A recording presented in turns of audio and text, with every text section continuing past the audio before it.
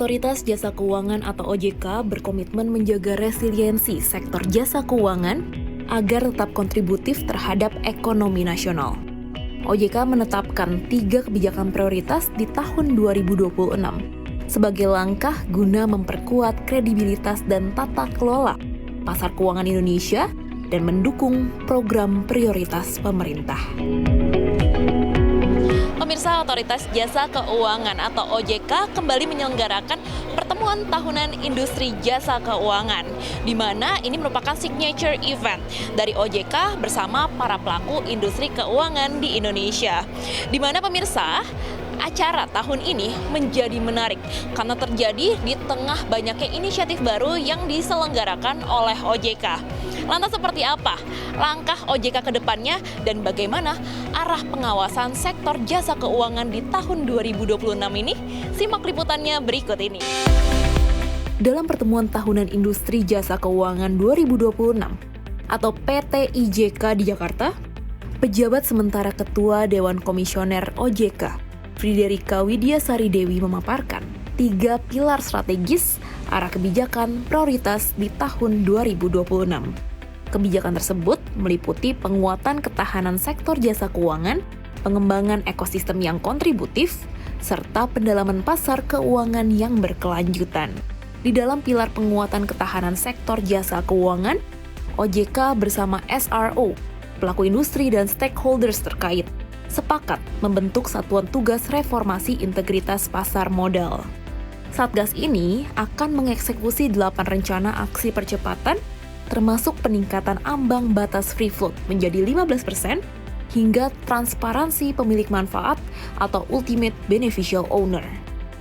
Upaya masif ini dilakukan untuk memastikan pasar modal Indonesia semakin kredibel di mata investor global. Friederike menambahkan, langkah strategis diambil mengingat kondisi fundamental ekonomi dan kinerja sektor jasa keuangan saat ini dinilai sangat solid sebagai modalitas pertumbuhan ke depan. Dinamika yang terjadi pada pasar modal kami sadari menjadi momentum refleksi bahwa pertumbuhan yang tinggi tidak cukup.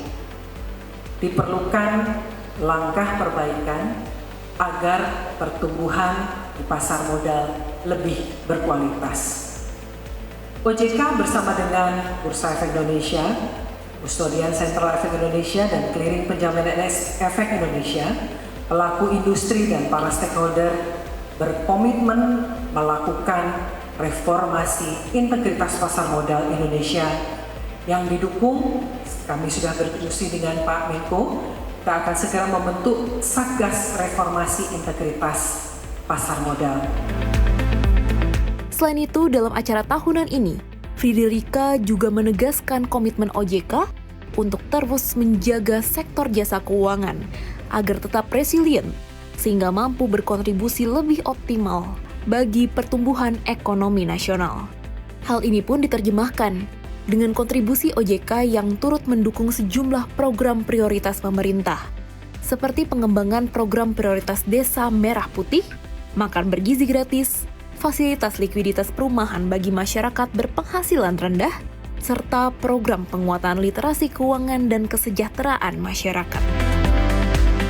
Dalam mendukung pembiayaan operasi Desa Merah Putih, dapat kami sampaikan bahwa per Desember tahun 2025 telah disalurkan pembiayaan sebesar 149 triliun rupiah sebagai pembiayaan awal untuk pembangunan 80.000 koperasi Desa Merah Putih di seluruh Indonesia.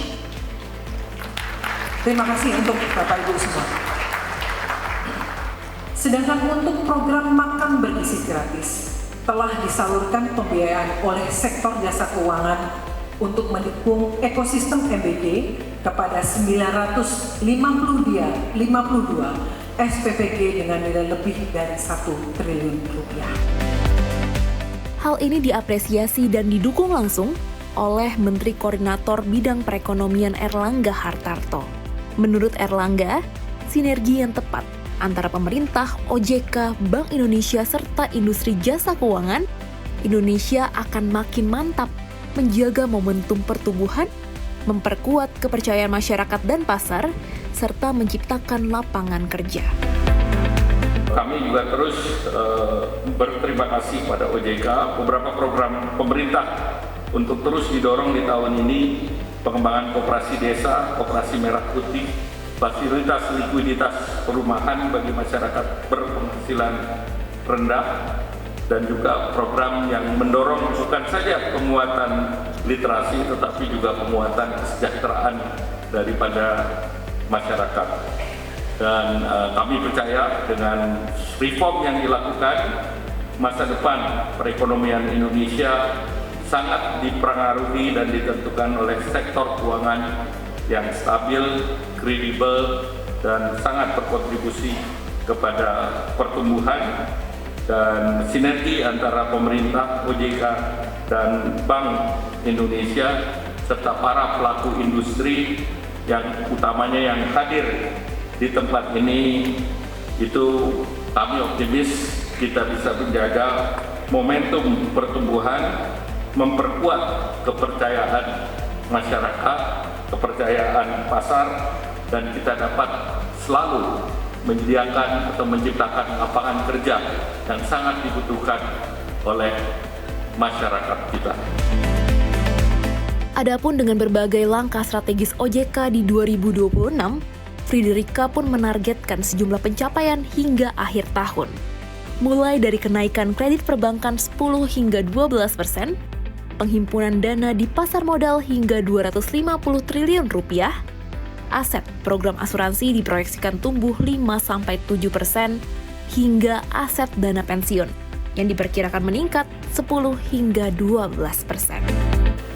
Tentu saja kita semua mengharapkan sinergi dan kolaborasi dari Bapak Ibu semua memberikan yang terbaik untuk pertumbuhan ekonomi Indonesia di 2026 ini, dan untuk bersama-sama mendukung pembangunan ekonomi dan juga pertumbuhan ekonomi nasional. Mencermati berbagai tantangan dan peluang yang dihadapi dan juga kebijakan saat ini yang kita ambil, maka kami optimis kinerja sektor keuangan tetap tumbuh secara berkelanjutan di tahun 2026.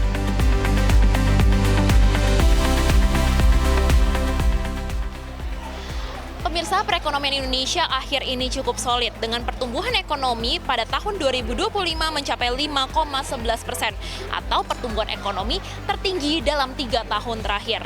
Namun ini bukan artinya kita bisa berpuas diri, karena menurut OJK, pertumbuhan tinggi saja tidak cukup.